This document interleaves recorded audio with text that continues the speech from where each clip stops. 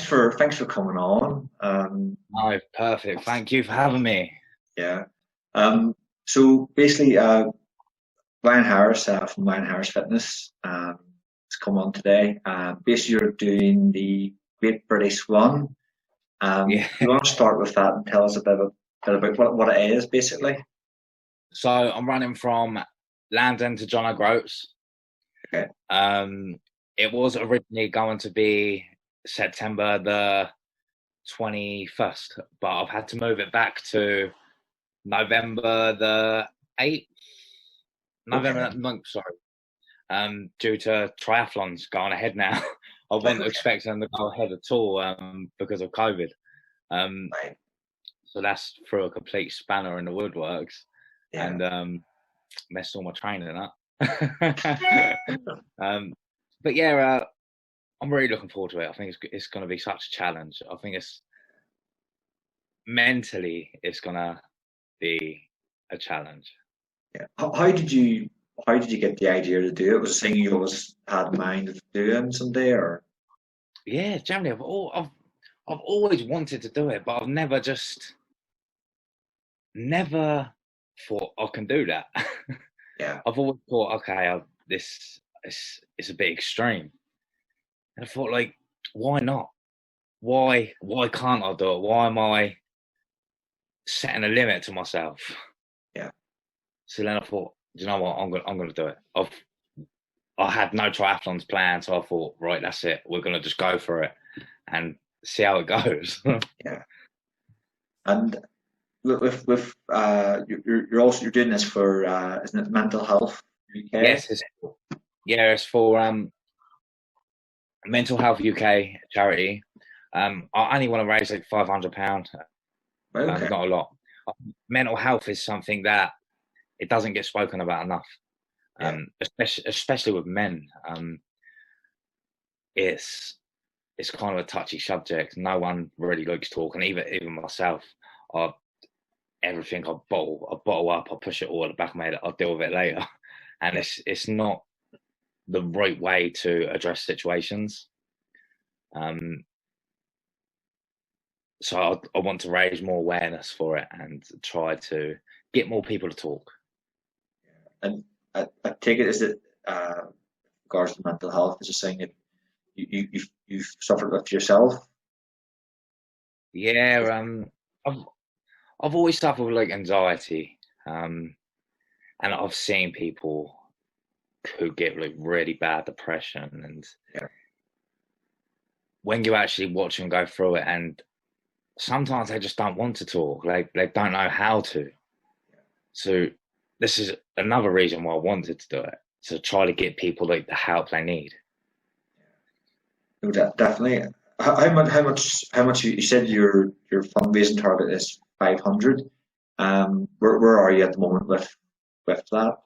We're alone. I think we're only about 70, £80 in at the moment. Okay. I've, Excellent. I've not I've not really been pushing it as much as I need to be, Right. um, due to everything going on. But to be fair, in about a month's time, I'll end up pushing it a lot more. Yeah, I know at the moment a lot of charities are struggling with COVID, Yeah. and I think I heard the government was going to bail all the charities out or give them some kind of money, some rescue package. So hopefully, hopefully by the time you do the run, people will be back. Well, most people will be back to work. So hopefully, fundraise Yeah, move up again. Um, exactly. with taking on such a big challenge as the Great British Run, what you could tell us a wee bit about your training. How did you go about preparing for this? Did you come up with the plan to do this at the start of the year, or was this a plan that was put in motion from last year? Generally, it was the start of this year. Okay, Yeah, the start of this year. It was generally kind of when COVID happened, right. and I know that sounds crazy because you're like, oh, he's only got like say 6, 7 months of training, but I'm I'm pretty fit anyway because of like the triathlons and that's all a long distance like Ironman. It's not like I'm a complete newbie to running or something. Yeah, Um, but yeah, it's different. Yeah. It's because now a lot of my training now I'm doing like weighted vest and bringing my backpack along just because the weight. Where I'm during this, I'm not like hoteling it. I'm not like Airbnb or anything. I'm wild camping. So Self-sufficient. yeah, so everything I need to take with me. I'm not. The only thing I will be stopping for is kind of food. I don't want to carry too much food because that'll just weigh me down too much. With regards to carrying equipment, I take it you're staying in a tent, or you're gonna have some kind of along that lines. So Yeah, if you weighed out what would be the total weight of your equipment when you're running? my actual tent weighs 1.2 kg. Okay. Yeah, I went round Isle of Wight. I don't know what I went. Round Isle of Wight recently with my bag, just to like kind of like check the weight of it with everything that I'm going to need. Yeah. And I'm going to be doing that again probably every 2 or 3 weeks just to get that distance as well. With Isle of Wight, it's around 70 miles on the coastal path. Okay. So I like to do that like in 2 days. So if I can do 35 miles one day, 35 the next, and just camp out halfway with my bag just to see how I'm coping with everything, to see how the stress on my body is, and just going like that really. Because at the moment, when I weighed it, it was around 22 kgs. That was without food. So Yeah. I can. There is stuff that I'm like, I don't need that. Like I don't need that many tops. I can do it with 2 tops. I don't need 4 tops. Like the other thing is the time of the year I'm doing it now. Where I'm doing it, November, up in the Highlands, that snow coming in. I don't know what it's going to be like. Yeah. So that's going to be a scary situation. Yeah. So I've got to see how I've got to adapt to that when it comes to it. Would you be using any kind of I'm just going from your limited running experience, but would you be using any kind of drop packages like sending like a package ahead somewhere, like a fuel box or something? Yeah, more than likely. Yeah, more than likely. Especially like especially in like Scotland areas, because when you get past I think it's just after Ben Nevis. I can't remember. Fort William. Okay. There's not many shops for actual foods. Right. So I'm going to have to stock right up there. And then that's probably going to have to be one of my last stops till I get to my destination. And when you're doing this, is there a way for people? Are you going to be that you can be sharing your journey with on YouTube or Facebook or Instagram? Yeah, I'm currently getting my website up and going, and we're going to have a GPS tracker on me at all times. But also, I'm going to be documenting it with just my little GoPro, and every maybe 3 or 4 days I upload to YouTube just for people who's interested in how's it actually going. Like when I'm in a tent at 2 a.m. and I can't sleep because it's freezing cold and I'm on the edge of a cliff or something. So then the emotion of it as well, because there's going to be a lot of ups, but a lot of downs too. And I want people to see that. I don't want people just to see me getting to the finish line or me. I want them to see when it's bad as well. Yeah, yeah, I think the good, the bad, and the ugly, basically. Yeah, because a lot of people like say like with like the social media world now, a lot of it's all they post all the good. Yeah, Even myself, some like on the Instagram, I post a good. Not many people really show the bad. They don't show the bad days. So that's something I really wanna. Even like my YouTube videos now, I'm trying to show more of the bad days as well. yeah, yeah. To see how people react to it. What in how's training been so far for it? Has there been any issues with your training? Any injuries you've had to overcome? Nothing so far. Everything's so cross fingers. Yeah. So far, everything's been all good. Be honest, I couldn't ask it to go better. Good. Yeah. I've got the Ironman coming up as well. The Ironman Weymouth 70.3. I've got to do the cycling and a bit of swimming as well, so I'm fit enough to complete that. So as soon as that's done on the 19th of September, that all just gets scrapped, and everything is focused on the running then. And I'll need to lose a few pounds as well for it, just to drop a few pounds. with each like with the event, how long do you think it will take? Could you have a set time frame for completing this? How many miles a day would you be aiming to do? I'm aiming for 35 a day.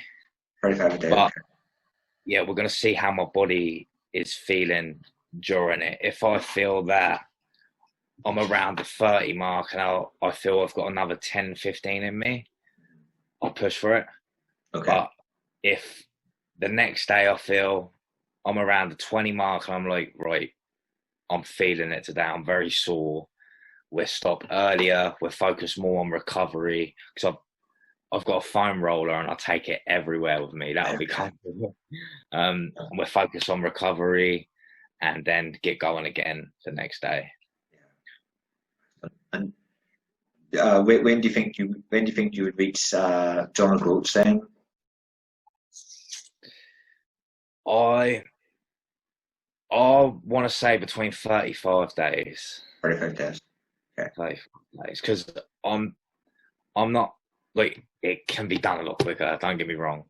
Yeah. But I'm not just going, like, a lot of people, I see a lady recently, she just broke the world record. I think she done it in, I think it was like 9 days.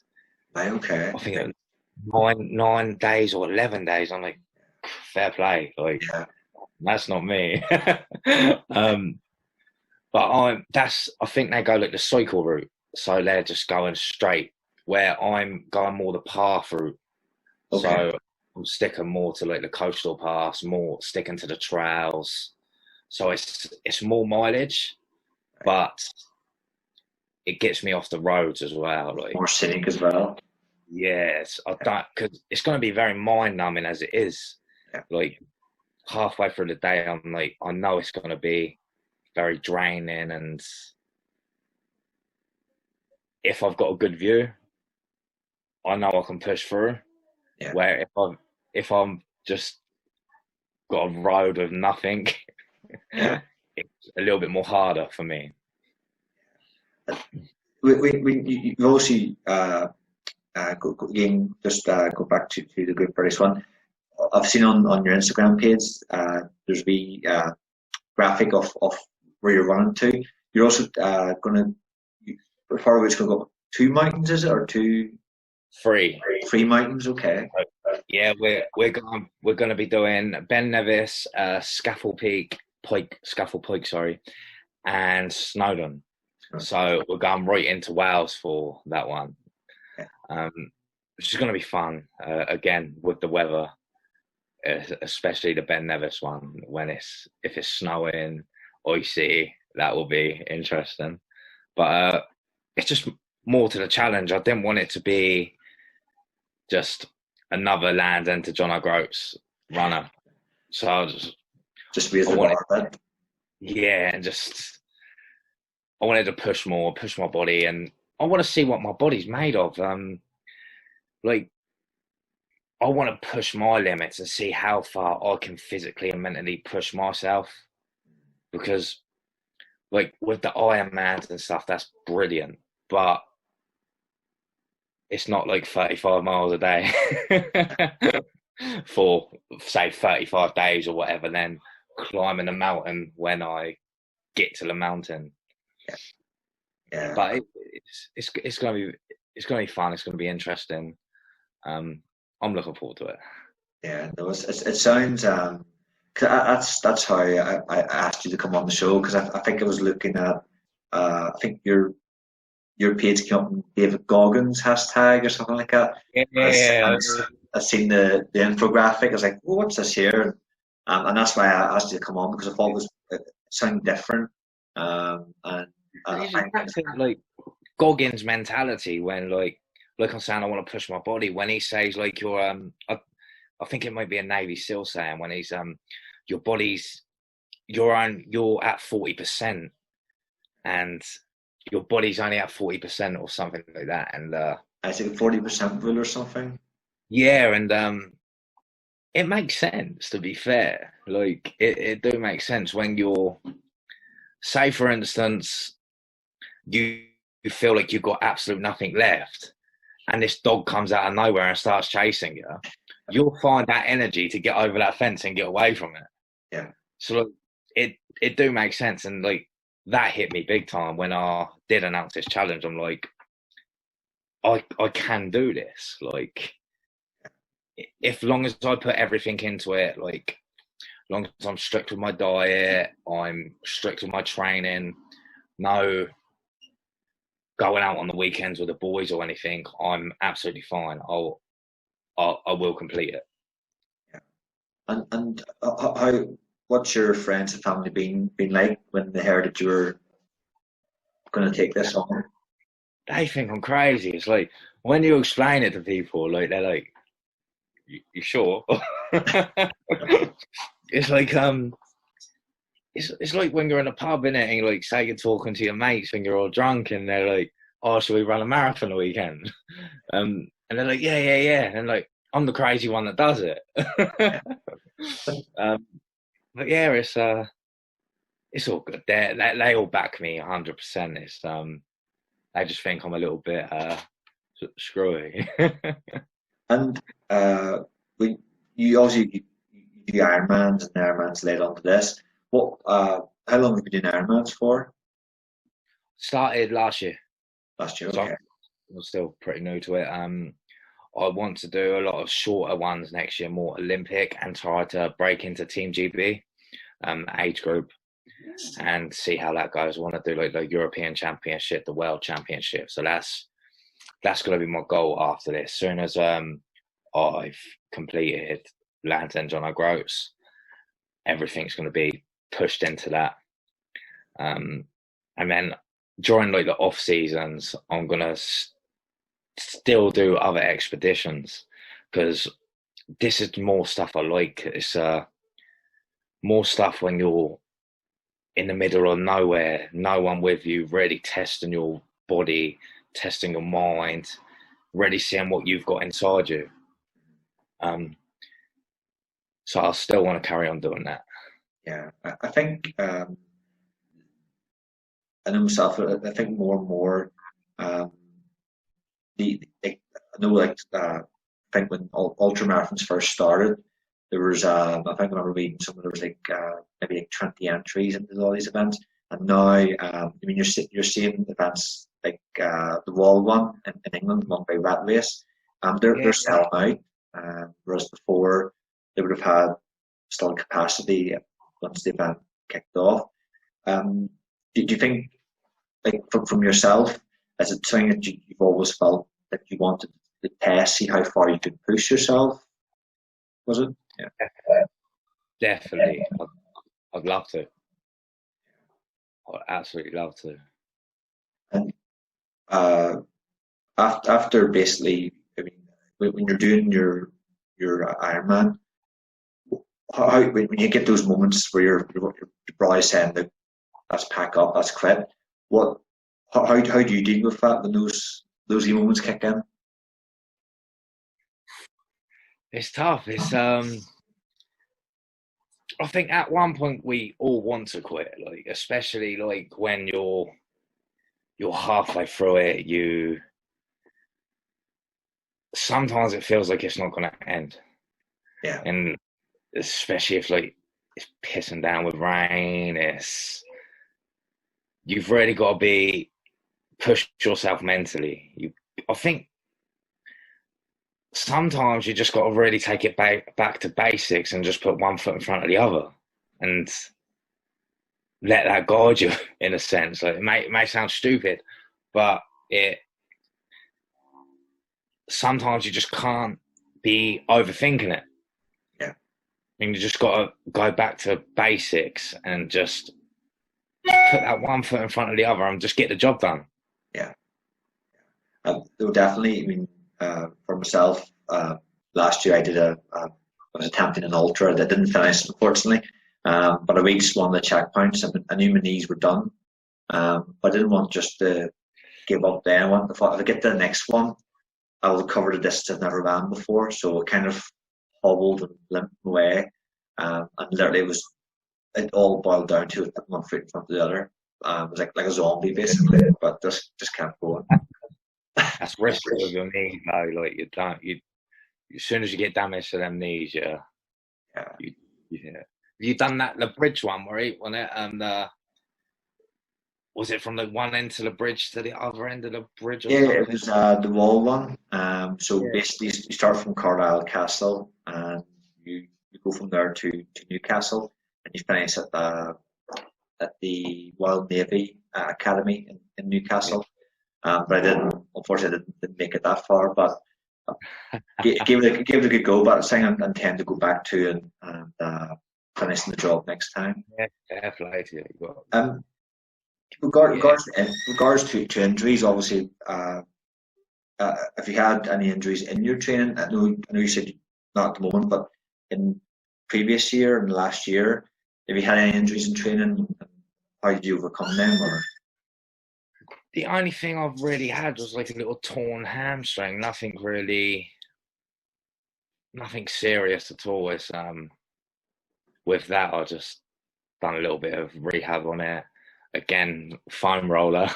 I swear by the foam roller. I've crossed fingers. I don't get no injuries, but I've not had nothing seriously that's really put me out. I've been quite fortunate, actually, to be fair. I've never actually thought about it till you said that. So it's actually worked out pretty well. So training and competing. How did you get into it? Have you always been active from school years, or is it something you got into later on in life? Yeah, well, like I grew up. I got 3 older brothers, and I'm youngest. I'm the baby, and I've been playing football since I was 4, 5. Okay. And I played quite a decent level football, so I've always been very active-ish. And then I started playing football when I was around maybe 16, 17, and started like drinking, going out clubbing as you do at that age. And then I started like MMA and jiu-jitsu. Absolutely love jiu-jitsu. I think it's brilliant. It's just a puzzle. Yeah. It's a puzzle like you'll never complete. Yeah. No matter like how many years you do it, you'll never complete it. But then I still do jiu-jitsu every now and then. I'm actually doing a jiu-jitsu class tomorrow. But yeah, then I got into triathlons. And my very first one wasn't a triathlon, it was an aquathon. So it was a swim. Yeah, it was a swim run. Okay. And it was awful. As I've dived in the pool, because it was an indoor pool. I didn't shut my mouth when I dived in. And I was like in loads of water. And as I'm swimming, I just like couldn't breathe, and it was awful. It was terrible. And then I kind of made up for it and made some time up on the run, but it was awful finish. It was awful. But then I learned from it, and now I keep my mouth shut if I dive in. You always find like first events. I remember my first ever 10K, and it's weird. I remember showing up. We got a taxi to the event, and you just looked around, and everyone looked like professionals. The way they were dressed, the equipment were. And I just got to the start and go, what am I put myself in for here? I think it's you always kind of that first event's always it, sometimes it goes the way it doesn't always go the way you're hoping for. Sometimes it does, and sometimes you end up doing better than what you think you're going to do. Yeah, even like I got a park run every now and then, and I'll be there like just doing some stretches on the start line, and then like next to me I'll have people like sprinting off and like running back, and I'm like, okay, these boys are serious. I'm like, should I like have a proper warm up, or like I'm only doing the park run for a bit of fun? But yes, it's good. It's all good. The races are good. It's everyone gets behind you as well. It's all like it's a very good community. There's never any like massive egos there or anything. Everyone's encouraging. Like if you're really struggling, they will help you. People cheers you on, even if they don't know you, which is very good. Which you don't really see that a lot in other sports, like especially like coming from football. It's like, hang on, I'm not used to that. So I think in events, because I know what Ging was doing that one last year. A couple of times I had to stop to I was getting a blister on my foot from an early from trying to start, and I remember a few people kind of as they're running past said, "You okay, mate?" And I'm like, "Yeah, I'm fine, thanks." But I did notice that how um, people are kind of thinking about other people as well. It's not just like, "Oh, screw you." So it's nice to see that. Um, with your training, how do you structure your training on a weekly basis? So I've just got my triathlon coach. He's been doing obviously all my triathlon work, and he's going to carry on doing that. But then he's just going to take out the swimming and cycling. But it's going to be more of a progressive overload on running. What he does at the moment, I've got no idea. But like I said to him, it needs to be with weight. So if we're doing long days, I need to make sure I've got either my weighted vest with me or my backpack just to mimic the run. Because I don't want to do the training without it, and then I'll get to the run and I'm like, this backpack's too heavy for me, or and not be used to that weight on my shoulders, because that's where I felt it more when I was over Isle of Wight. I feel it more on my shoulders than anywhere else, which I can cope with. But yeah, that's something we need to work on. So we're going to have to do some strength training too. And I've got other guests I've spoke to about like the mental side of training as well. What do you look into any kind of mental training? Do you do any? Is that part of your routine as well? Like visualization or kind of visualization. If you actually if you look on my wall behind me, right, I'll show you. Okay. I don't know if you can actually see what it says. Isolation, visualization, motivation, dedication, and no excitement. Excellent. Can you tell us a bit about that? It's been there from, I think I actually wrote that on my first day of jiu-jitsu. Okay. And it's just, when I first started jiu-jitsu, obviously it was for fun. But then the more I was doing it, then I started like competing, and I was like, oh, hang on, I'm getting a buzz from this, and I'm like, what if I can do some jiu-jitsu, then maybe like go blue belt, then try to eventually get my black belt. And then at one point I was just so focused on that, and then that's how that came about. That'll probably get tattooed on me at some point. It's I think visualization is key for success with every aspect of not just fitness, but business. even say, for instance, your podcast. With everything in life, I think visualization is key, really. Definitely, because I think it's important. I'm currently, when I was developing this podcast, I had an idea of what way it would look. And I know I basically started off doing interviews at people's places of work or where they were based at, and then from there I went to a wee small studio. You pay by the hour, and then obviously with COVID-19, Zoom has basically been a lot of the we're doing a lot of the work for me. But yeah, I definitely think visualization is. I think the mental side of training. People sometimes you talk about, people laugh at you because I think, what are you talking about? But I think it's really important to kind of, in some way or another, mentally prepare you. Prepare yourself for what you're going to undertake. So you mentioned again. I know you said you were starting doing jiu-jitsu martial arts. I take it martial arts kind of built up that kind of confidence for you to go, I think I'll try an Ironman.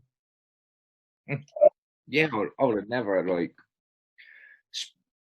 if you like kind of like look at me too, you don't really expect me to go and do Ironmans and triathlons. Like, I don't look like I fit into that community where I kind of more fit in like I've got tattoos all over my hands.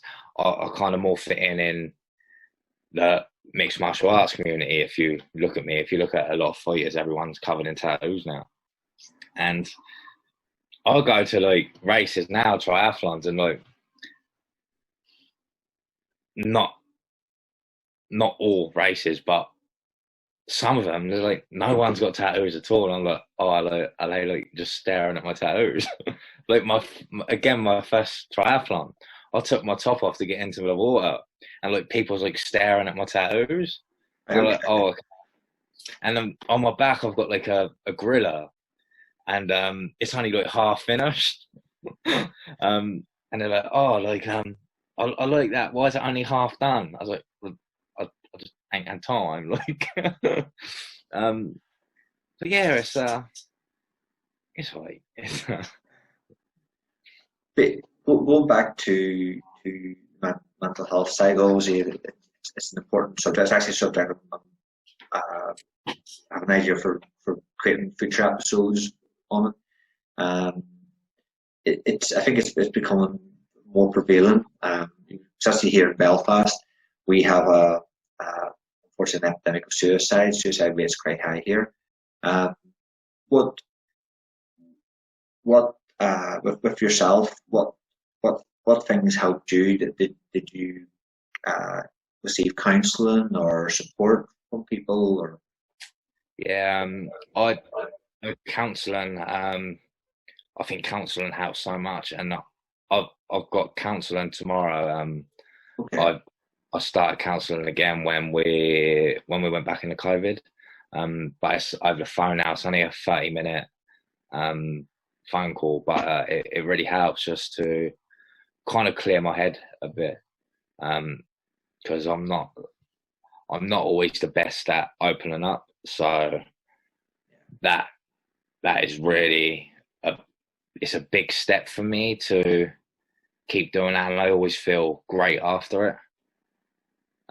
So this, I think I'm on my fourth week of it. I think we've got like another 2 more weeks, and then they reevaluate or reassess me, and then we see what happens then. And then I'll probably pay to do more of it, to be fair, because I think it's great. Like, even sometimes I just talk about my training, like what's going on in my training. Like, maybe sometimes what I feel is going bad in my training and why it's going bad. And I journal a lot now, which is something I've never done till recently. I journal my dad. I will show you it, but I ain't got it. It's downstairs. I journal everything, which I find that helps. It's even like my run-ins. I'm like, if I do a run and just say,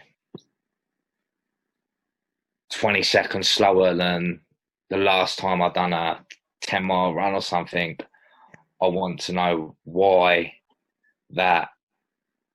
I'm 20 seconds slower, what was different from that session.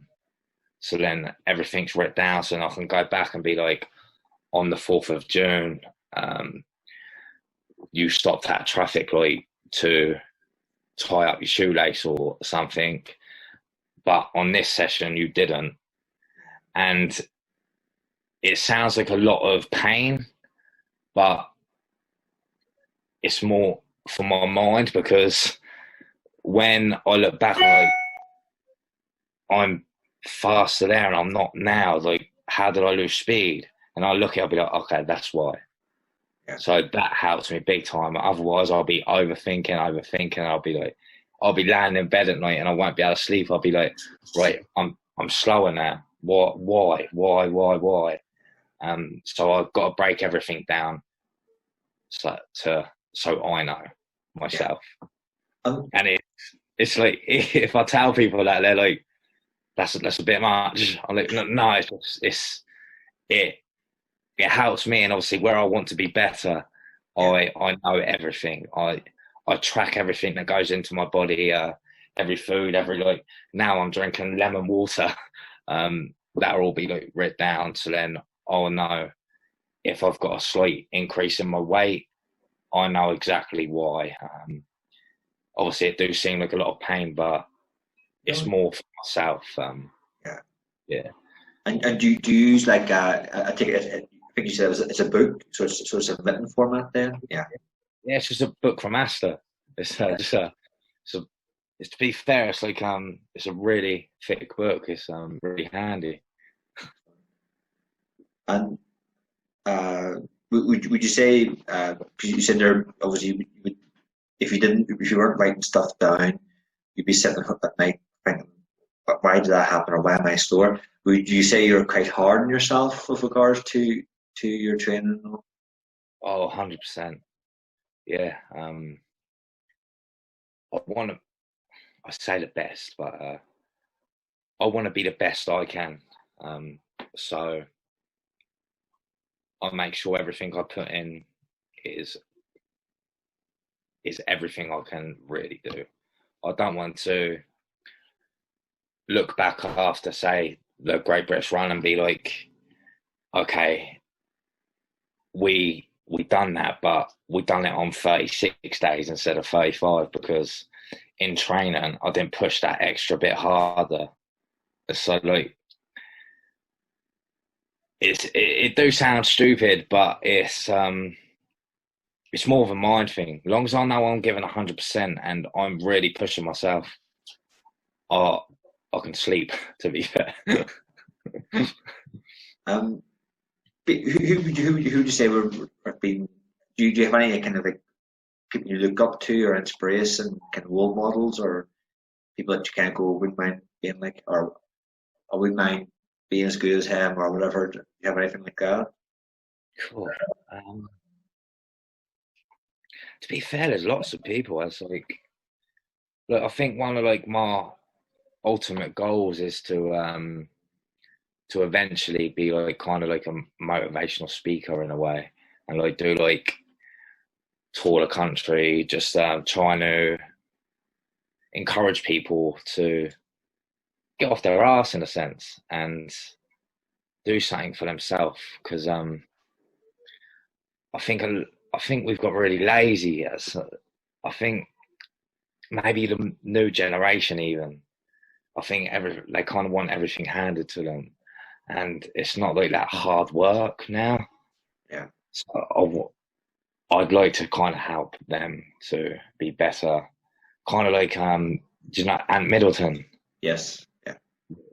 Like that. I went to his tour down in Portsmouth Guildhall, and that was amazing. So I'd love to do stuff like that. He was, but I look up to like Ant Middleton, Ross Edgley, pretty much everyone I've got books of behind me. Yeah. Gary Vaynerchuk in the background as well. Yeah, like David Goggins. He's an absolute beast. I don't know how he does half of it, to be fair, but his mentality is different. Have you read his book? Yeah, I bought the physical book, and then I also got the audio book as well. That's what I've done.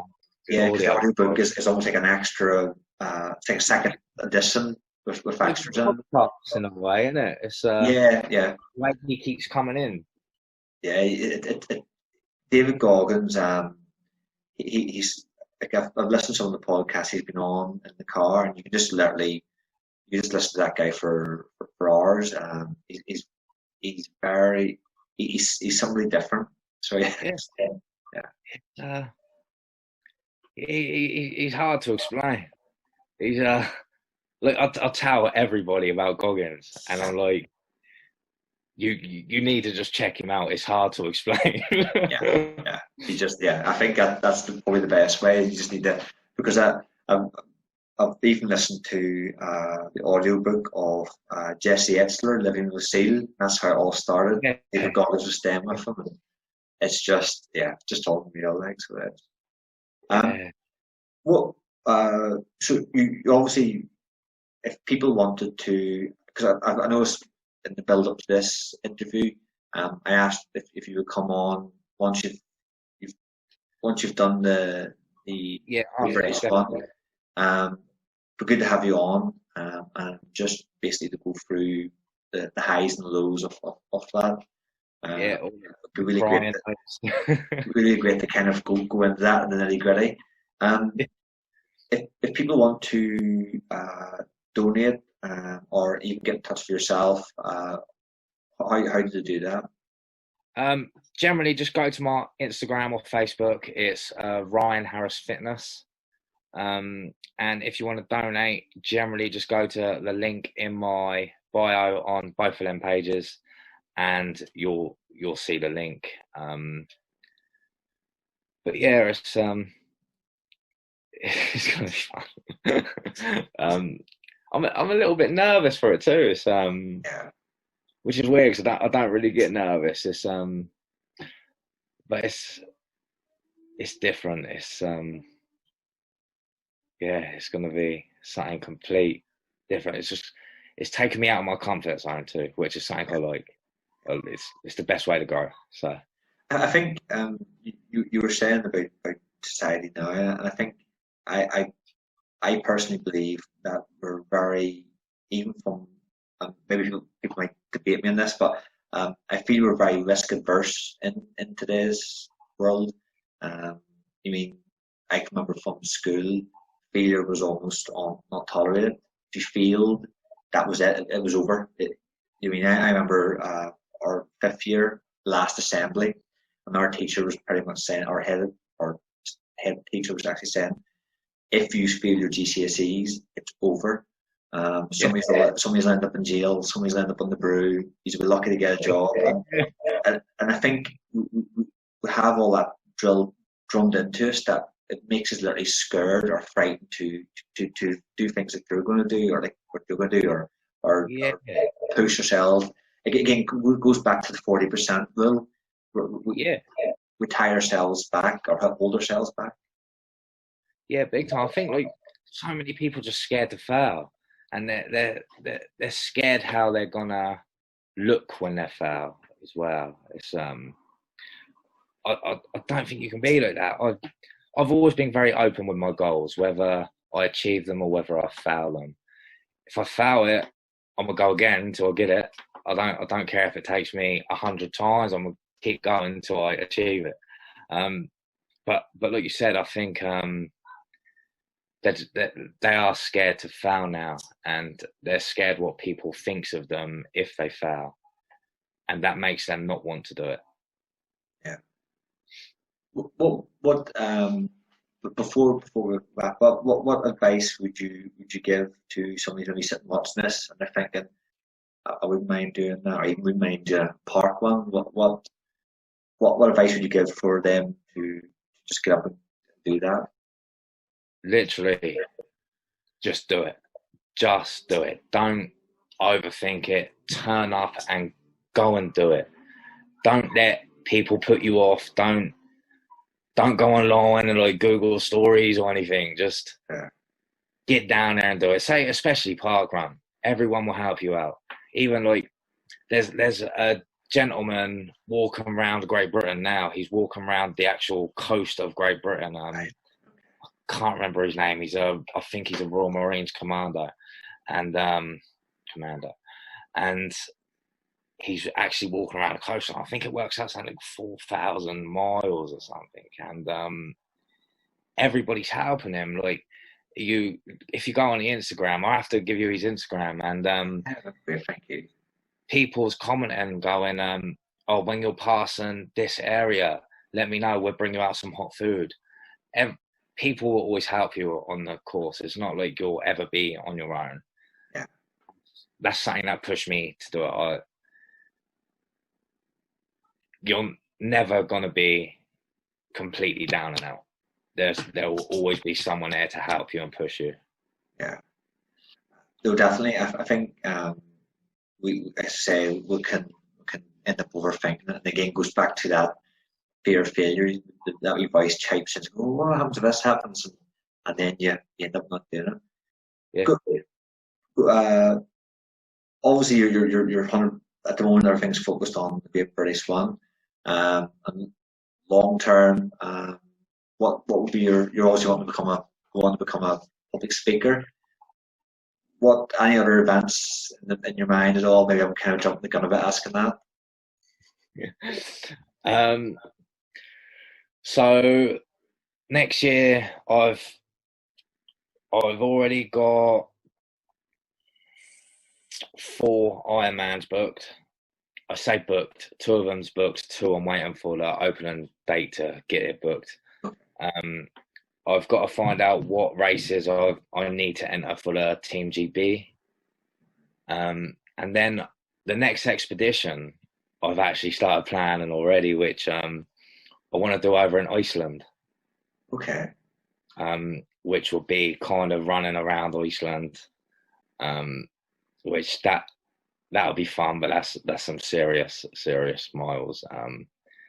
And again, weather there is yeah, but that's something that'll probably be very late next year, and I'll have a support team with me on that one, just for my safety on that one. I think where this one it's not too bad. In Iceland, it'll be complete different kettle of fish. Would you do that during the summer or during winter? It would have to be the winter months when the off season is for the triathlons. So that's kind of like my only chance to get out there and like explore when I'm not like stuck in a strict plan of swim, bike, run. Excellent. Brian, thank you very much for coming on. And as I look forward to speaking to you in a few months' time. Good luck and best wishes for your training from here on in, and good luck for the big event itself. And I'll be sharing this. I'll send links on the Belfast Whale Facebook page, and I'll also include links on YouTube episode as well, so people can contact you. But good luck, and again, thank you so much for coming on. It was great chatting with you.